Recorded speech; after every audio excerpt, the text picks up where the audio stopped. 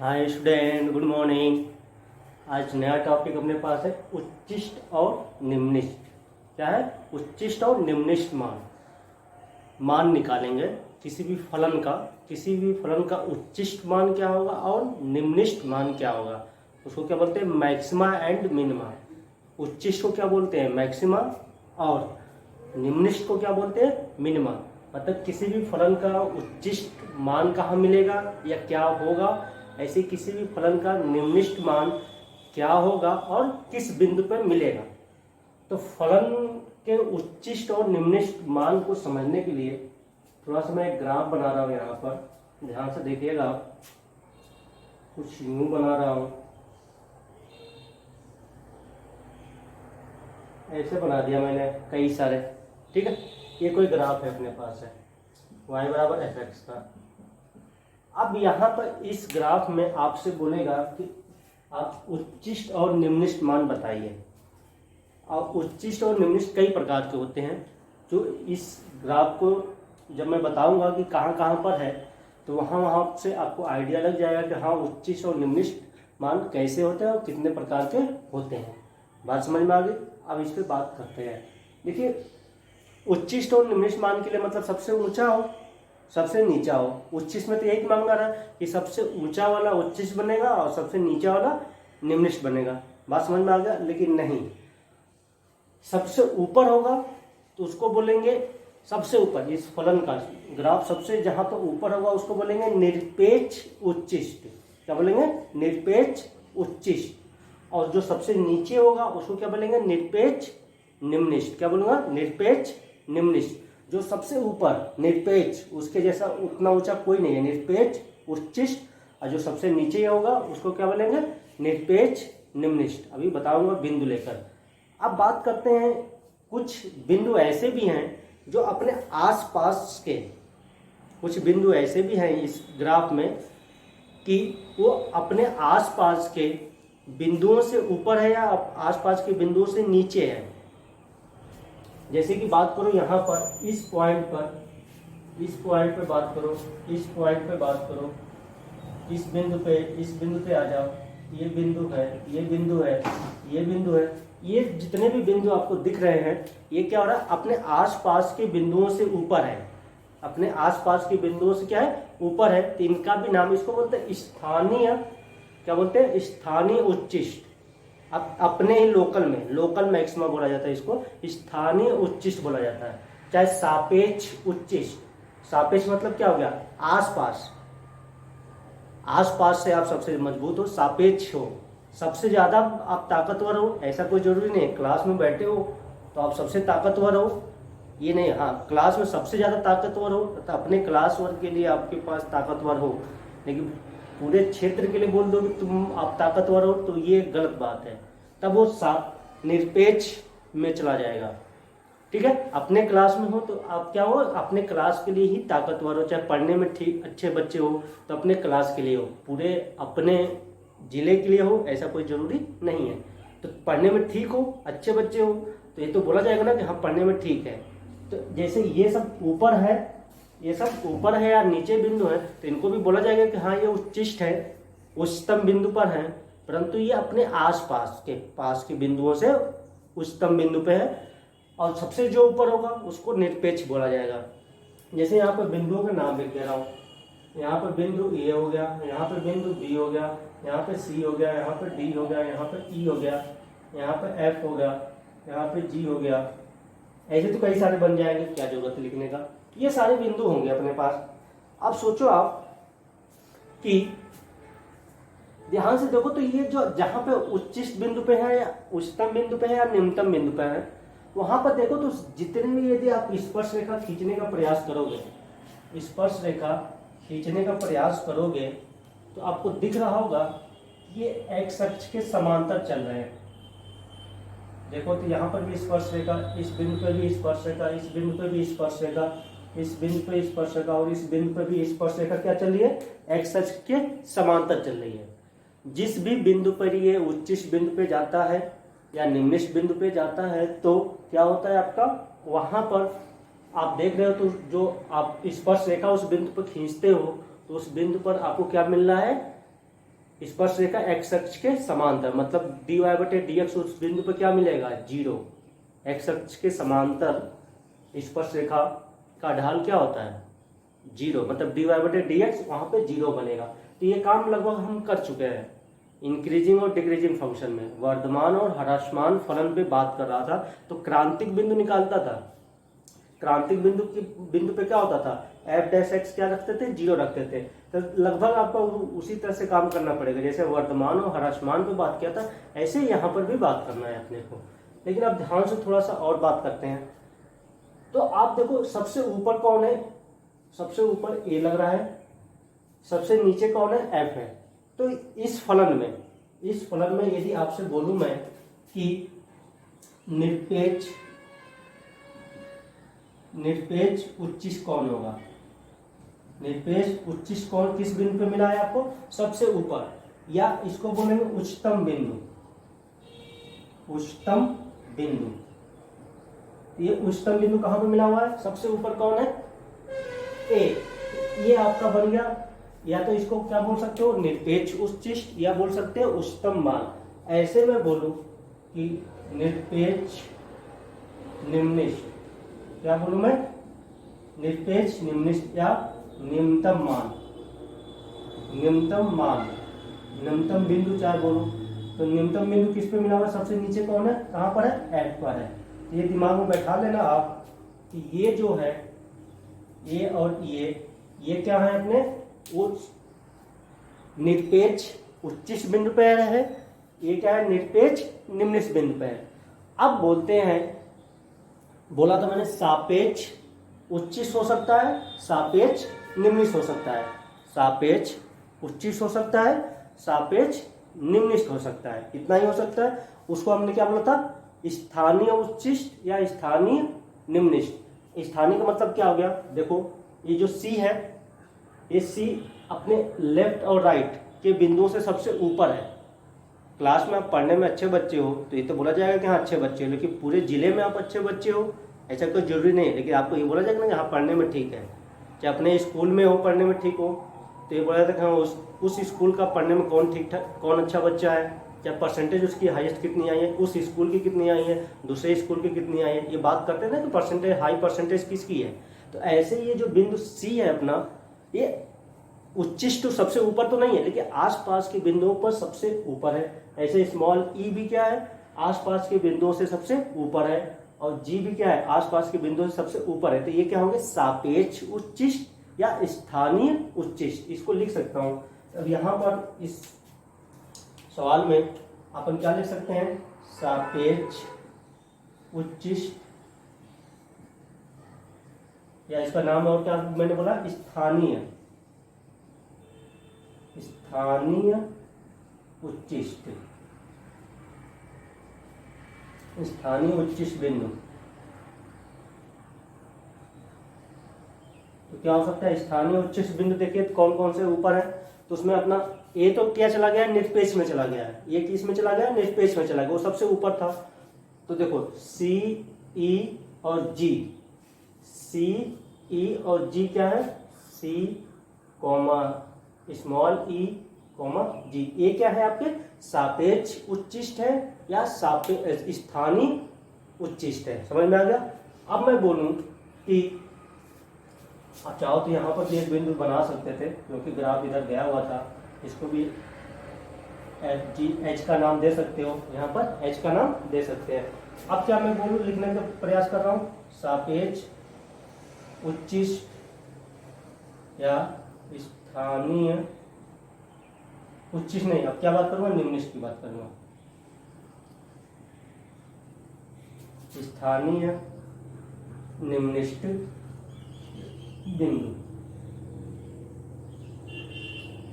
ये कहाँ कहाँ मिला आपको, एक बी पे मिला है, एक डी पे मिला है, एक एच पर। ये भी निम्निष्ठ है, लेकिन ये निरपेक्ष निम्निष्ठ है। निम्निष्ठ तो है बट ये क्या है, निरपेक्ष निम्निष्ठ है। तो यहाँ पर आपका क्या बन जाएगा, B D H, B D और एच बन जाएगा।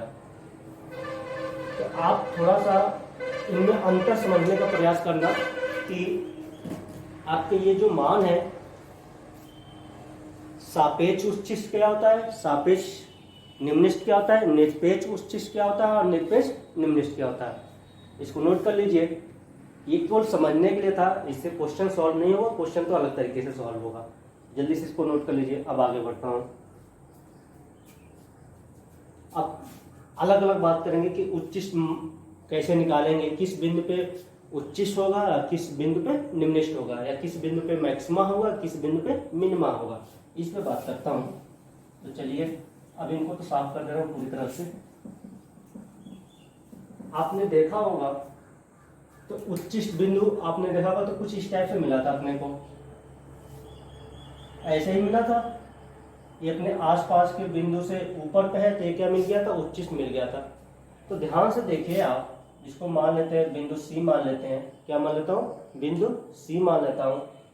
तो और इधर मान लेता हूँ ए मान लेता हूँ, इधर मान लेता हूँ कुछ डी मान लेता हूँ, क्या मान लेता हूँ, डी मान लेता हूँ। अब देखो ए से सी में, ए से सी में फंक्शन वर्धमान है कि ह्रासमान है, देखो। अब दो तरीके से हम उच्चिष्ट और निम्निष्ट बताने का प्रयास करेंगे कि किसी बिंदु पे उच्चिष्ट बिंदु मिल कहां पर है।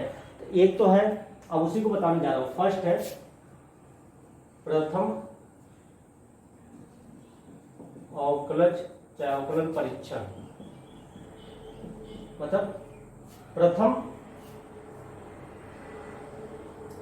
अवकलन परीक्षण की सहायता से, मतलब प्रथम अवकलन dy/dx की सहायता से हम बता सकते हैं कि वो बिंदु उच्चिष्ट बिंदु पे है कि निम्निष्ट बिंदु पे।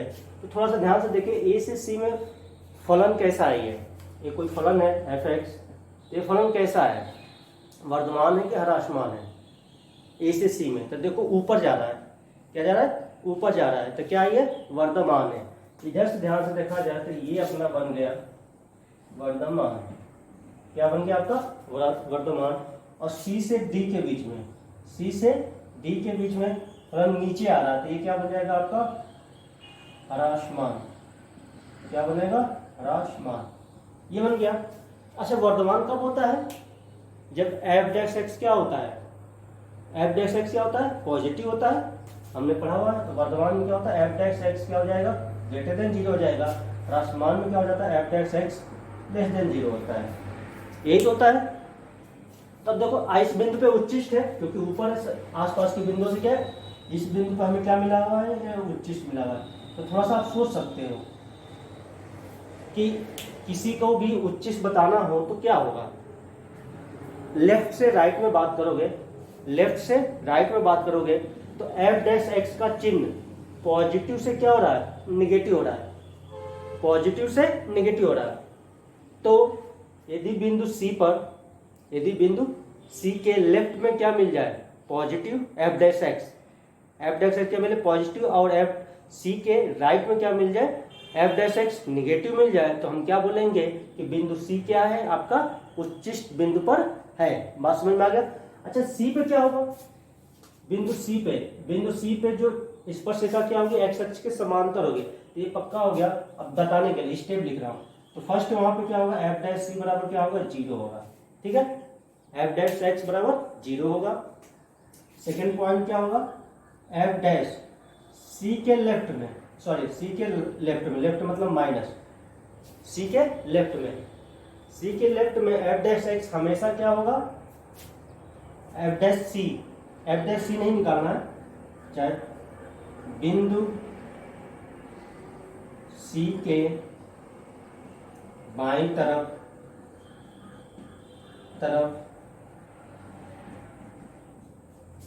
बिंदु सी के बाईं तरफ के f' का चिन्ह, बिंदु सी के बाईं तरफ के f' का चिन्ह क्या हो, ऋणात्मक हो, चाहे f' का चिन्ह ऋणात्मक हो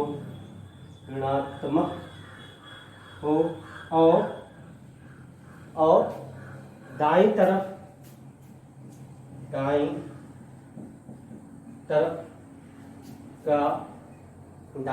के f' का चिन्ह क्या हो, धनात्मक हो। तो यहाँ पे ऐसे भी लिख सकते थे, यदि बिंदु सी के बाईं तरफ के एफ डैश एक्स का चिन्ह ऋणात्मक हो और दाईं तरफ के एफ डैश एक्स का चिन्ह धनात्मक हो तो बिंदु सी उच्चिष्ट बिंदु पर होगा। उच्चिष्ट बिंदु पर होगा। क्या कठिन सा लग रहा है आपको? बिंदु सी है, ऊपर है, इधर मैं इस साइड में देख रहा हूं तो फलन वर्धमान है, इस साइड देख रहा हूं वर्धमान सॉरी ह्रासमान है। कौन है? फलन ह्रासमान है। वर्धमान पे एफ डैश एक्स क्या होता है? ग्रेटर देन 0 होता है और ह्रासमान पे एफ डैश एक्स क्या होता है? लेस देन 0 होता है। मतलब पॉजिटिव टू निगेटिव, मैंने तो पूरा ही लिख दिया है कि बाईं तरफ का चिन्ह ऋणात्मक हो एफ डैश का और दाईं तरफ का चिन्ह क्या हो? धनात्मक हो, तो हम क्या बोलेंगे कि बिंदु सी किस बिंदु पर है? उच्चिष्ट बिंदु पर है। नोट कर लीजिए, इसके सेकंड पॉइंट को मैं इसी में लिख दूंगा। अब बात करता हूं निम्नलिखित बिंदु की, कि जो अपने आसपास के बिंदुओं से क्या हो? वो नीचे बिंदु पर है, अपने आसपास। तो यदि यहाँ पे बात करूंगा, मान लो यहाँ पे मैंने सी लिख दिया, तो आपको दिख रहा होगा इस साइड देखो और इस साइड देखो, मतलब यहाँ पर आप ये देखो, यहाँ पे क्या देखो? बी, यहाँ पे कौन है? सी है। तो देखो ए से सी के बीच में, ए से सी के बीच में क्या हो रहा है? नीचे फलन आ रहा है। देखो तो नीचे फलन आ रहा है, ह्रासमान है, और सी से बी के बीच में, सी से बी के बीच में क्या है? ये ऊपर जा रहा है, और क्या हो जाएगा? वर्धमान हो जाएगा। तो यहाँ पे क्या है? ये ह्रासमान है। ह्रासमान का मतलब क्या हो गया? एफ डैश एक्स क्या हो जाए? लेस देन 0 हो जाए। और इस साइड क्या हो जाएगा? ये वर्धमान होने का मतलब क्या हो जाएगा? F dash x greater than 0 हो जाएगा। अब ये उल्टा हो जाएगा। अब इसी में मैं सही लिख रहा हूँ सेकंड पॉइंट, ठीक है। अब इसमें मैं सही कर रहा हूँ, एफ डैश एक्स तो दोनों ही केस में क्या होगा? 0 होगा। इसको ग्राफ बनाना, फिर इसके नीचे लिखना। फिर सेकंड पॉइंट में क्या है? यदि बिंदु सी के बाईं तरफ के एफ डैश एक्स का चिन्ह, अब बाईं तरफ के चिन्ह क्या हो गया? ऋणात्मक हो गया। मैंने उल्टा लिख दिया था क्या इसमें? हाँ, मैंने उल्टा लिख दिया, ध्यान से देखना। वर्धमान में क्या होना चाहिए? धनात्मक होना चाहिए। ये तो मैंने निम्नलिखित का लिख दिया है, आप सही कर लो। इसमें क्या था? बाईं तरफ क्या था? धनात्मक था, तो धनात्मक लिख लेना वहां पर, सही कर लो।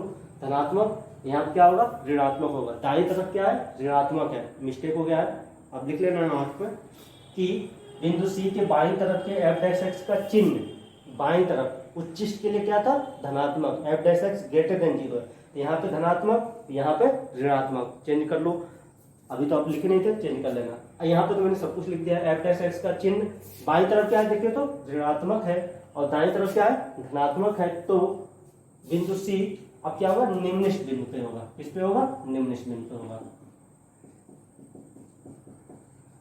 निम्नलिखित बिंदु पर होगा। ये हो गया। तो प्रथम अवकलन से अपना काम हो जाता है कि यदि जिस बिंदु पे आपको उच्चिष्ट या निम्नलिखित बताना है, जिस भी बिंदु पे बताना हो, तो आप क्या करोगे? उस बिंदु पर यदि इस साइड ये क्या है? बाईं तरफ धनात्मक है, इधर क्या है? ऋणात्मक है। धनात्मक से ऋणात्मक, धनात्मक होगा जब ऊपर जाओगे, ये नीचे होगा। धनात्मक से ऋणात्मक मतलब क्या होगा? आप उच्चिष्ट बिंदु पे हो। और यदि आप ऋणात्मक नीचे से फिर यूं जा रहे हो, ऊपर ऐसे जा रहे हो, तो उस बिंदु पे क्या होगा? इधर नीचे आओगे तो ऋणात्मक हो जाएगा, ऊपर जाओगे तो धनात्मक। Negative to positive, negative to positive आपको क्या हो जाएगा? निम्नलिखित बिंदु। पॉजिटिव टू निगेटिव क्या हो जाएगा? आपका उच्चिष्ट बिंदु हो जाएगा। बात समझ में आ गई? तो प्रथम अवकलन में कहीं कहीं पर क्या होता है ना, बहुत ज्यादा काम करना पड़ेगा आपको। किसी भी बिंदु का आपको एफ डैश एक्स निकालना पड़ेगा। पहले तो एफ डैश एक्स निकालोगे, फिर क्रांतिक बिंदु निकालोगे कि किस किस बिंदु पे 0 हुआ, निकाल लिया। अब बिंदु जिस बिंदु पर है उसके लेफ्ट में निकालो, राइट में निकालो, फिर देखो निगेटिव टू पॉजिटिव है, निगेटिव टू पॉजिटिव है तो निम्नलिखित, पॉजिटिव टू निगेटिव है तो उच्चिष्ट बिंदु पे होगा। तो अब इसके लिए थोड़ा सा इसका काम आसान, कहीं कहीं देखो दोनों का अलग अलग है। प्रथम अवकलन परीक्षण है और द्वितीय अवकलन परीक्षण है। द्वितीय अवकलन परीक्षण है तो दोनों में देखो अंतर क्या है? क्वेश्चन के अकॉर्डिंग आपका कहीं कहीं पे प्रथम बहुत आसानी से काम कर जाता है, कहीं कहीं पे द्वितीय वाला काम कर जाता है। तो आपको क्वेश्चन ज़्यादातर हालांकि हम द्वितीय से सॉल्व करते हैं, इससे सॉल्व नहीं करते। अपने बुक में एक दो क्वेश्चन है जिसमें प्रथम की सहायता लेनी पड़ती है, क्योंकि द्वितीय वहाँ पे काम नहीं करेगा। तो मुश्किल से एक या दो क्वेश्चन है जिसमें इसका यूज करेंगे, नहीं तो ज़्यादातर क्वेश्चन अपन नेक्स्ट जो बताने जा रहा हूँ उसी से हो जाएगा। अब बात करेंगे द्वितीय अवकलन परीक्षण। अब द्वितीय अवकलन परीक्षण से की सहायता से हम बताएंगे कि कोई भी फलन उच्चिष्ट बिंदु पे है कि निम्निष्ट बिंदु पर है।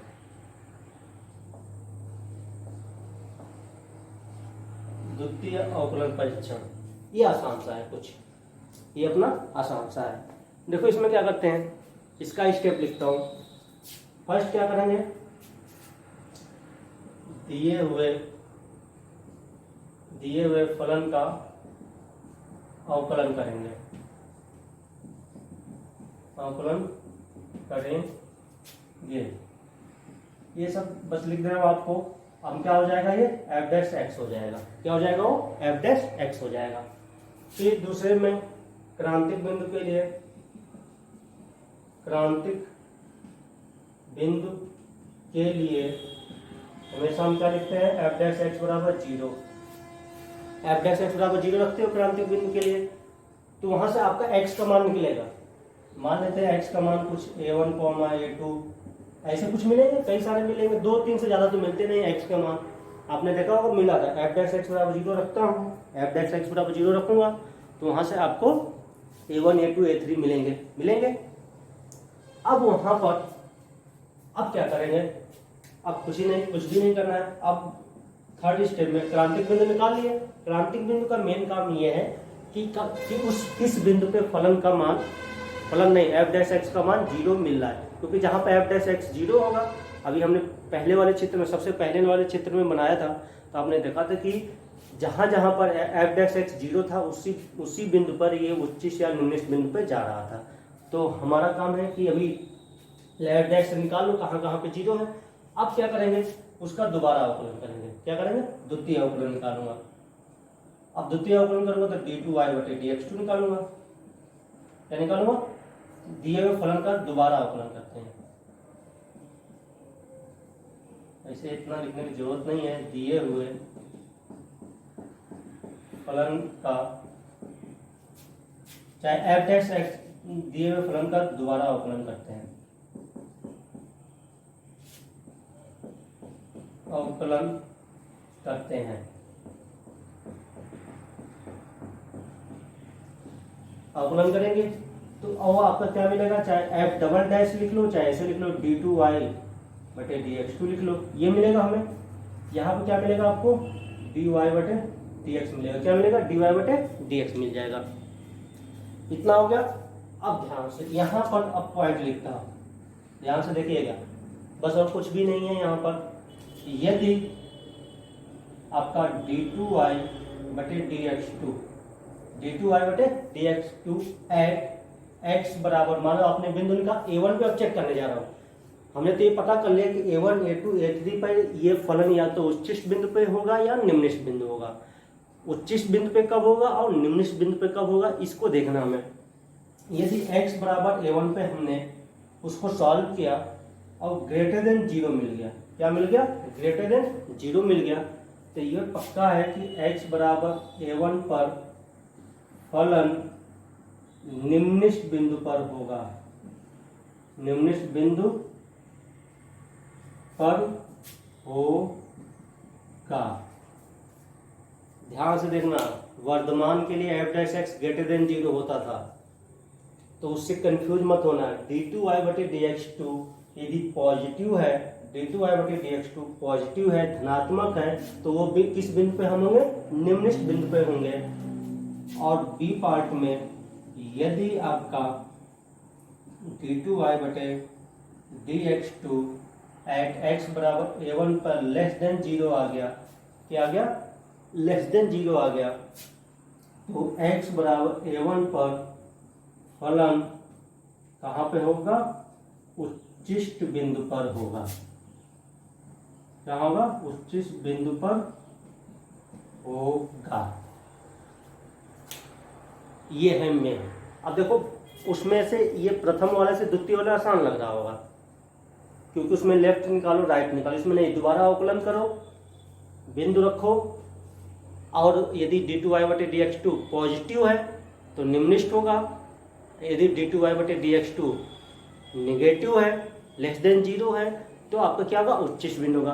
तो सर यदि मेरे साथ दुर्घटना हो जाए सी पॉइंट पर, यदि हम तो सर कुछ भी करते हैं गड़बड़ ही हो जाता है, यदि हमने ऐसा कर दिया d2y/dx2 eight x equal to a1 पर 0 प्राप्त हो गया, तो क्या होगा?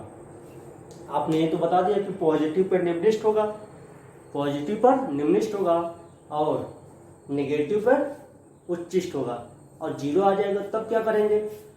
तब अब और आगे बढ़ेंगे। यदि ऐसा हो गया तो, यदि ऐसा हो गया तो ये तो काम हो गया, इसको थर्ड पॉइंट मान लेते हैं, third and fourth point. Fourth point में यदि आपका d2y/dx2 eight x equal to a1 पर 0 प्राप्त हो गया, तो वहां पर आप काम करोगे। अब फिर यहाँ पर ABC पॉइंट बनेंगे, ए, अब क्या निकालोगे? d3y/dx3 निकालते हैं, क्या निकालते हैं? d3y/dx3 निकालते हैं। क्या निकालेंगे? d3y/dx3 निकालते हैं, निकाल दिया। इसके बाद ध्यान से देखिएगा, यदि d3y/dx3 नॉट इक्वल टू 0 मिल गया, क्या मिल गया? नॉट इक्वल टू 0 मिल गया, तो आप बोलोगे कि उच्चिष्ट या निम्नलिखित बिंदु परिभाषित नहीं है।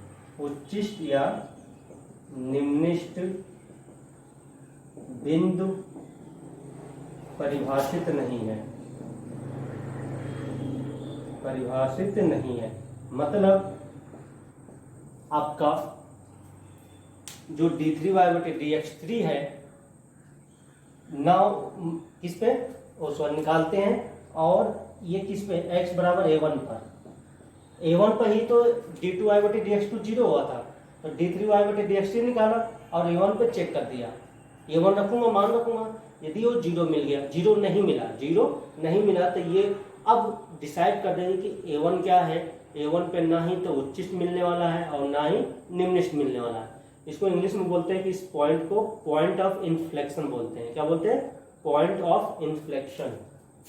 इसको बोलूंगा जब ये 0 नहीं मिलेगा तो x बराबर a1 जो होगा वो क्या होगा? पॉइंट ऑफ इन्फ्लेक्शन बोलते हैं। इसको मैं जब जेई की वीडियो बनाऊंगा तो उसमें डिस्कस करूंगा, वहां पर और कुछ है तो वहां पर समझ में आएगा। यहाँ पे बताऊंगा कुछ समझ में आएगा नहीं, हालांकि हमारे कोर्स में है भी नहीं है कि नहीं आपको पॉइंट ऑफ इन्फ्लेक्शन बताइए। जब जेई की वीडियो बनाऊंगा तो उसमें मैं बता दूंगा कि हाँ ये समझ में आ जाएगा कि ये पॉइंट ऑफ इन्फ्लेक्शन क्या है, तो उसके लिए परेशान मत होना, ये मैं बता दूंगा। लेकिन आप बोर्ड में इसके लिए कोई खास जरूरत नहीं है कि ये क्या होता है, ठीक है। हालांकि थोड़ा सा आइडिया लग सकता है, कुछ इस टाइप से चित्र उसका बनता है। अब वहां पे बताऊंगा, इस पॉइंट पे ही ये पॉइंट ऑफ इन्फ्लेक्शन होता है। एक कॉनकेव आपने सुना होगा, एक कॉनकेव अप है, एक कॉनकेव डाउन है। देखिए तो क्या हो रहा है, इस साइड में इस पॉइंट से नीचे आओ तो कॉनकेव क्या है? अप डाउन है। इधर क्या है? कॉनकेव अप है। तो देखो 0 पे क्या हो रहा है, इस बिंदु पे क्या हो रहा है? ये अप से डाउन से, इधर डाउन से क्या हो रहा है? अप में जा रहा है।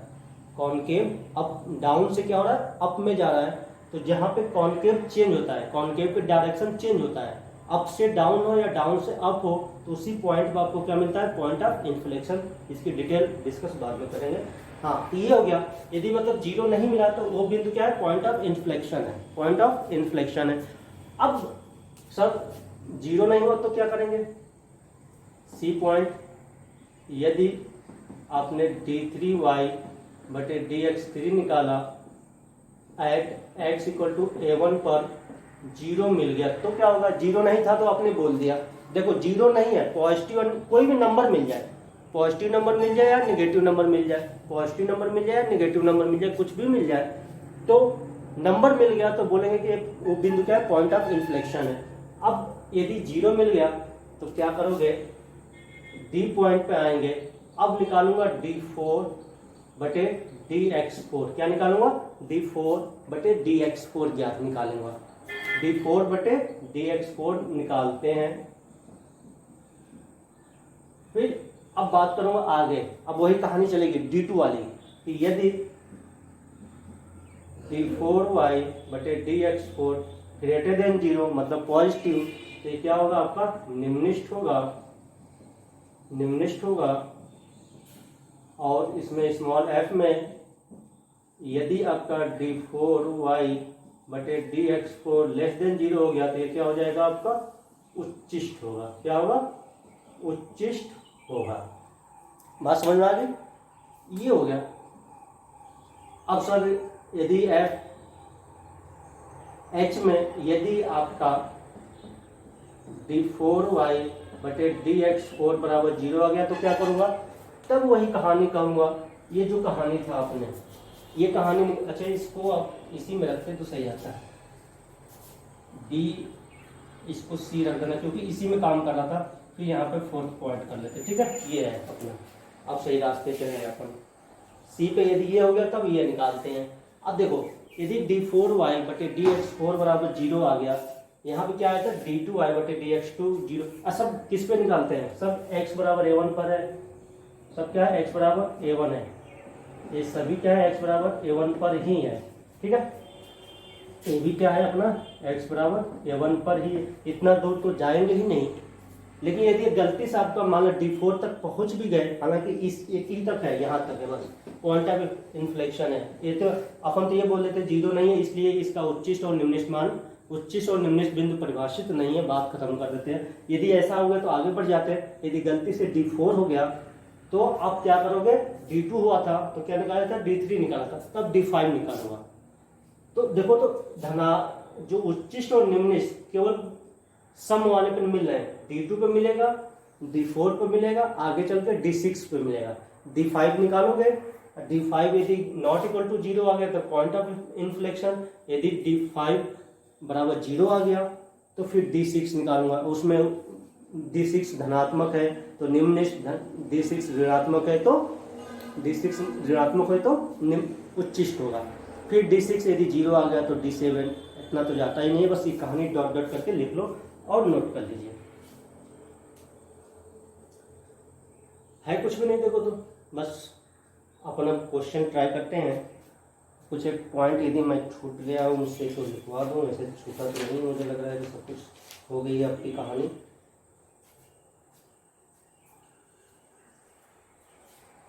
आते हैं उदाहरण जो आगे अपने पास दे रखा है, इस पे बात करता हूँ।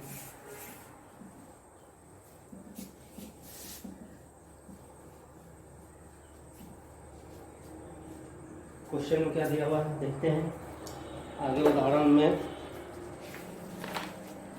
उदाहरण नंबर 30, एग्जाम्पल नंबर 30 देखिए। इसमें 30 पे दिया हुआ है कि निम्नलिखित फलों के उच्चतम तथा निम्नतम मान यदि कोई हो तो ज्ञात कीजिए। उच्चतम या निम्नतम, उच्चतम बोलेगा तो केवल एक, निम्नतम बोलेगा तो केवल एक मिलेंगे। उच्चिष्ट और निम्नलिखित कई मिलते हैं, लेकिन उच्चतम क्या होता है? एक होता है, मैंने लिखाया था। तो आपको 30 के ए में बोला है, ध्यान से देखिए। तो y बराबर आपको दिया हुआ है 2x माइनस 1 की घात 2 प्लस 3। इसका उच्चतम मान बताना है, मैंने उच्चतम मान और निम्नतम मान बताना है। अच्छा ध्यान से देखो, ये फलन किस प्रकार के हैं? वर्धमान है कि ह्रासमान है? ये हमेशा पॉजिटिव है, ये हमेशा ऊपर जाएगा। x का कोई भी मान लोगे, x का कोई भी मान लोगे, ये हमेशा पॉजिटिव देगा। और इसमें जोड़ रहे हो तो ये हमेशा ऊपर जाएगा। y हमेशा fx क्या जाएगा? हमेशा ऊपर जाएगा। तो ये वर्धमान हो गया। अच्छा वर्धमान ऊपर कहाँ तक जाएगा? ये तो रोका भी नहीं है कि x का मान इतना ही दे सकते हो। x का मान शायद वास्तविक होगा मेरे ख्याल से, r होगा, दिया तो नहीं होगा इसमें। इतना तो ये समझदार वाले किताब वाले है ही नहीं कि x क्या लोगे r लोगे, लेकिन देना चाहिए कि r मतलब वास्तविक। इसका तो क्या फलन, चूंकि यहाँ पे लिखा जाएगा चूंकि फलन fx, इसको fx मान लेना, fx क्या है? वर्धमान फलन है, इसलिए फलन fx का उच्चतम मान विद्यमान नहीं होगा, चाहे विद्यमान नहीं है। ठीक है, ये कहाँ तक ऊपर जाएगा? अनंत तक जाएगा। अनंत क्या हमारे लिए परिभाषित नहीं है। अब इसके न्यूनतम मान पे बात करें, सबसे छोटा कितना हो सकता है? बस ये छोटा कहाँ पर होगा? ये हमेशा धनात्मक तो है, तो ऋणात्मक तो कभी होने वाला नहीं है क्योंकि स्क्वायर लगा था।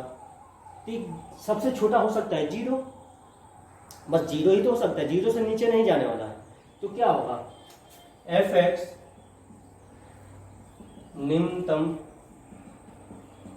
होगा यदि आपका इसका मान 2x - 1 बराबर क्या मिल जाए? 0 मिल जाए। यहाँ से x बराबर कितना हो जाएगा? 1/2। मतलब ये हो गया कि 1/2 पे फलन क्या होगा? अपने निम्नतम मान पे होगा। तो आप f 1/2 निकाल दो, यहाँ पर रखूंगा 1/2, तो 2 इंटू में 1/2 -1² प्लस 3, तो कितना आ गया? तो 0 हो गया क्योंकि हमने 0 किया था। तो 1/2 = कितना हो जाएगा? 3 हो गया। कितना हो गया? 3 हो गया। तो क्या हो जाएगा? फलन f(x) का न्यूनतम मान x बराबर 1/2 पर 3 होगा। x बराबर 1/2 पर ही क्या है? 3 है। ठीक है, बात समझ में आ गई? अब यहाँ पर f(x) का न्यूनतम, ये क्या मैंने इसमें